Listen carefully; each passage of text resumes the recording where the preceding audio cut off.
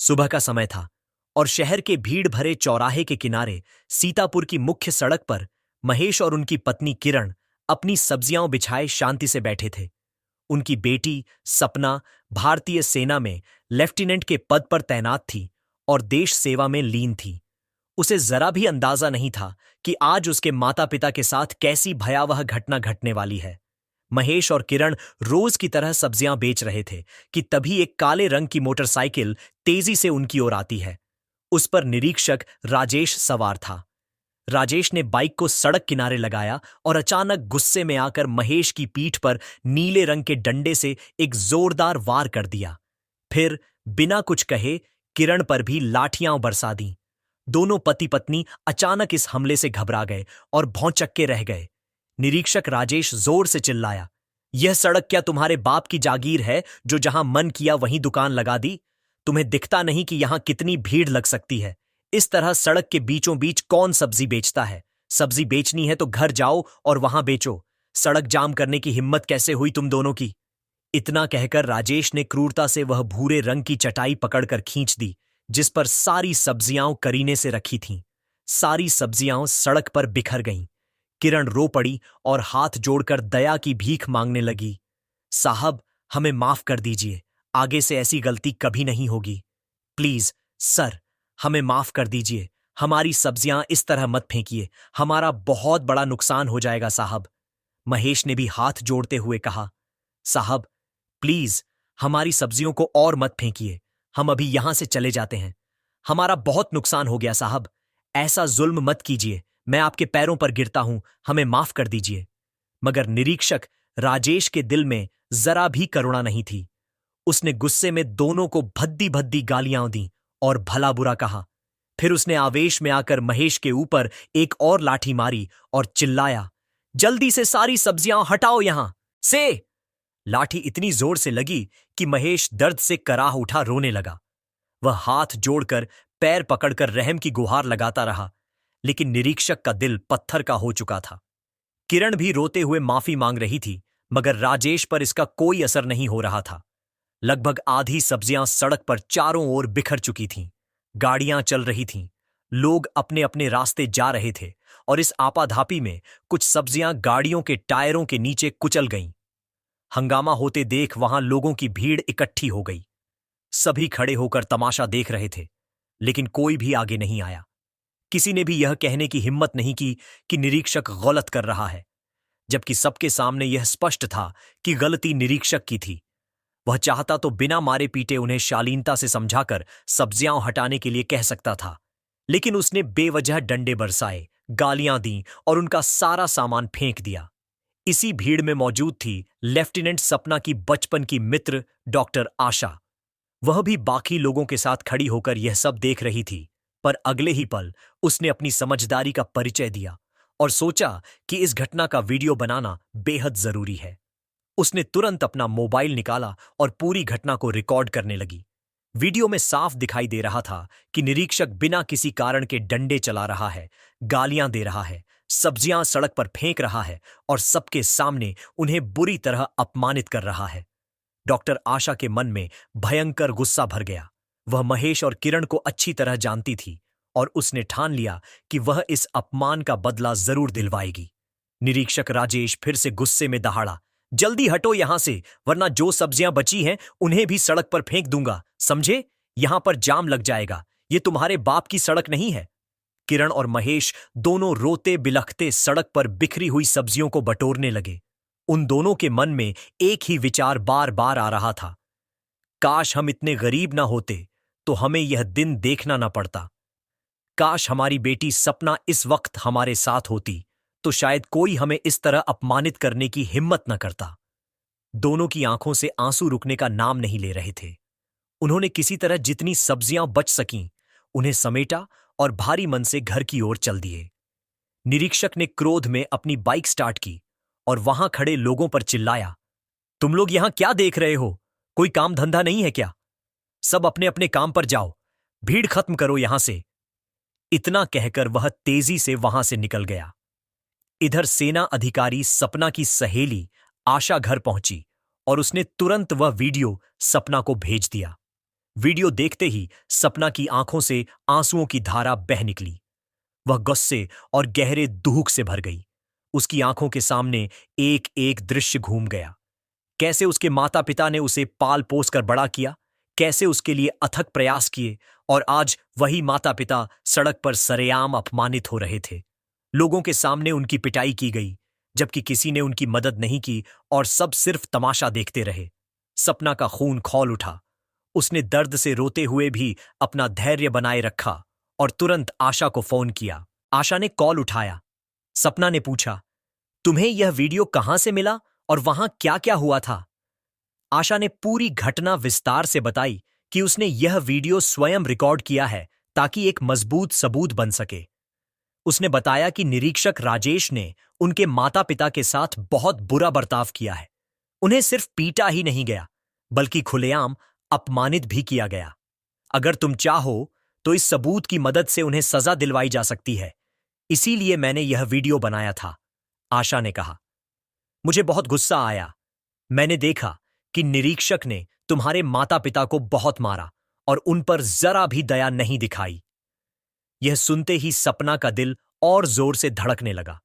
उसने तुरंत छुट्टी के लिए आवेदन किया और 7 दिन की छुट्टी ले ली। छुट्टी मिलते ही सपना ने एक साधारण सा गुलाबी रंग का सलवार सूट पहना और बस पकड़कर अपने घर की ओर चल पड़ी। इधर घर पर महेश और किरण मायूस बैठे रो रहे थे। उनकी आंखें नम थीं। दिल में कभी यह उम्मीद थी कि उनकी बेटी कुछ बड़ा करेगी और उन्हें गरीबी से बाहर निकालेगी, लेकिन आज उन्हें इतना बड़ा अपमान सहना पड़ा था। किरण ने कहा, क्यों ना हम अपनी बेटी को सब कुछ बता दें? लेकिन महेश ने कहा, नहीं, हमें यह बात उसे नहीं बतानी चाहिए। अगर सपना को यह सब पता चला तो वह इसे बर्दाश्त नहीं कर पाएगी और न जाने क्या कर बैठेगी। वैसे भी वह सेना में लेफ्टिनेंट है, पर इस इंस्पेक्टर का कुछ बिगाड़ नहीं पाएगी। उसे ऐसे ही खुश रहने दो। उन्हें क्या पता था कि उनकी बेटी घर पहुंचने ही वाली है। कुछ ही देर में सपना घर पहुंची और दरवाजा खटखटाया। दरवाजे की आवाज सुनकर महेश ने दरवाजा खोला और अपनी बेटी को सामने देखकर हैरान रह गया। पिता की नम आंखें देखकर सपना को समझ आ गया कि जरूर कुछ बहुत बुरा हुआ है। वह रोते हुए अपने पिता के गले लग गई। महेश ने उसे अंदर बुलाया। किरण ने अपनी बेटी को देखकर आंसू छिपाने की बहुत कोशिश की, पर वह आंसू छुपा न सकी और फूट फूट कर रोने लगी। सपना ने अपनी मां को गले लगाया और कहा, मां, आप बिल्कुल चिंता मत कीजिए, मैं इसे बर्दाश्त नहीं करूंगी। मैं उस निरीक्षक को कानून के अनुसार सजा दिलाऊंगी। उन्होंने जो कुछ भी किया है वह सर्वथा गलत और गैर कानूनी है। मेरे पास इसका ठोस सबूत भी है। मैं उसे किसी कीमत पर नहीं छोड़ूंगी। मुझे माफ कर दीजिए पापा कि मैं सही वक्त पर यहां नहीं आ सकी। आपने मुझे इतनी कठिनाई से पाला, पढ़ाया लिखाया और इस मुकाम तक पहुंचाया, और मैं अपने फर्ज में देर कर गई। पर अब मैं इसे जरूर सही करूंगी। मैं मुकदमा दर्ज करवाकर जहां तक हो सके उसे सजा दिलवाकर ही दम लूंगी। किरण रोते हुए बोली, बेटी, तुम कहां जाओगी? तुम्हें रिपोर्ट लिखवाने के लिए उसी थाने जाना होगा और वही तो इंस्पेक्टर है। तुम कुछ नहीं कर सकती, छोड़ दो ये सब। पर सपना ने अपनी मां का हाथ पकड़ा और साहस से कहा, मां, वह थाने का निरीक्षक है तो क्या हुआ? मैं भी सेना की अधिकारी हूं। मेरा फर्ज बनता है कि मैं अपने माता पिता पर हुए इस जुल्म का बदला लूं। अगर वह रिपोर्ट दर्ज नहीं करता है तो मैं इसकी शिकायत ऊंचे अधिकारियों तक पहुंचाऊंगी। किसी भी तरीके से हो, मैं उसे निलंबित करवा कर ही रहूंगी। उसे उसके अपराध की सजा जरूर मिलेगी। आप दोनों बिल्कुल चिंता मत कीजिए। अब जो कुछ भी करना है मैं अकेले ही करूंगी। अपने माता पिता को दिलासा देकर सपना सीधे थाने की ओर निकल पड़ी। वहां उसने देखा कि मेज पर निरीक्षक राजेश बैठा था और हाथ में सिगरेट लिए पी रहा था। सपना धीरे धीरे निरीक्षक के पास गई और बोली, सर, मुझे एक रिपोर्ट लिखवानी है। इतना सुनते ही निरीक्षक हंसा और बोला, रिपोर्ट लिखवानी है? तुम्हें यहां के नियम पता है ना? 500 रुपये निकालो तभी रिपोर्ट लिखी जाएगी, वरना जाओ यहां से। यह सुनकर सपना समझ गई कि यह निरीक्षक कितना भ्रष्ट हो चुका है। बिना किसी कारण के रिश्वत मांग रहा है, जबकि रिपोर्ट लिखवाने के लिए कहीं भी पैसे देने का कोई नियम नहीं होता। थोड़ी सख्त आवाज में सपना बोली, निरीक्षक साहब, रिपोर्ट लिखवाने के लिए कहीं भी पैसे नहीं लगते। आप हमसे रिश्वत क्यों मांग रहे हैं? हम आपको पैसे नहीं देंगे। आपका काम जनता की सेवा करना है और आप हमसे रिश्वत मांग रहे हैं? कृपया अभी मेरी रिपोर्ट लिख दीजिए। मामला बहुत गंभीर है। निरीक्षक फिर हंस पड़ा और बोला, देखो, मामला गंभीर हो या कुछ भी हो, मुझे कोई फर्क नहीं पड़ता। 500 रुपये दोगी तभी तुम्हारी यहां रिपोर्ट लिखी जाएगी, वरना मेरे सामने बहस मत कर। धक्के मारकर बाहर निकलवा दूंगा, समझी? सपना गुस्से में बोली, निरीक्षक, आपको रिपोर्ट लिखनी ही पड़ेगी। कानून में कहीं नहीं लिखा है कि आप रिपोर्ट लिखवाने के लिए पैसे मांग सकते हैं। बेवजह रिश्वत मत मांगिए, वरना मैं आपके खिलाफ शिकायत करूंगी। आपको जनता की सेवा के लिए यह वर्दी दी गई है और आप इसका गलत इस्तेमाल कर रहे हैं। किसी को कमजोर मत समझिए। यह सुनकर निरीक्षक का चेहरा गुस्से से लाल हो गया। वह कुर्सी से उठकर खड़ा हुआ और भूरा डंडा उठाकर सपना की कमर पर दे मारा। गुस्से में वह बोला, अब ज्यादा बहस मत कर, समझी? खुद को कोई बड़ी हस्ती मत समझना मेरे सामने। यह अकड़ मत दिखा। मैंने अच्छे खासे लोगों को भी सीधा किया है। मेरी यहां गुंडागर्दी नहीं चलेगी। मुंह बंद रख, वरना फिर से पड़ेगा। जल्दी यहां से निकल। सपना के लिए यह असहनीय था। उसने गुस्से में उंगली उठाकर कहा, देखिए, अब मैं आपको आपकी गलती की सजा कैसे दूंगी, यह आप नहीं जानते। आपने मेरे माता पिता पर हाथ उठाया, उनकी सब्जियां बिखेर दी, और जब मैं रिपोर्ट लिखवाने आई तो आपने मुझ पर भी हाथ उठाया। मैं कोई साधारण लड़की नहीं हूं। मैं सेना अधिकारी सपना सिंह हूं। मैं सेना में लेफ्टिनेंट के पद पर हूं। इतना कहते ही उसने अपना सरकारी पहचान पत्र निकाला और निरीक्षक राजेश के सामने दिखा दिया। पहचान पत्र देखते ही राजेश डर से कांप उठा और तुरंत माफी मांगने लगा। मैडम, हमें माफ कर दीजिए। हमें पता नहीं था कि आप सेना अधिकारी हैं। हमें माफ कीजिए मैडम। वह हाथ जोड़ने लगा। सपना समझ चुकी थी कि केवल माफी से यह मामला खत्म नहीं होगा। वह तुरंत थाने से निकल गई और आईपीएस अफसर माधुरी वर्मा से संपर्क किया। वह तुरंत उनके दफ्तर पहुंची और माधुरी वर्मा को सड़क पर अपने माता पिता के साथ हुई बेइज्जती और दुर्व्यवहार का वीडियो दिखाया। साथ ही उसने थाने में हुए पूरे व्यवहार की भी जानकारी दी। किस तरह निरीक्षक ने उसके साथ मारपीट की, रिपोर्ट लिखने से मना किया और रिश्वत मांगी।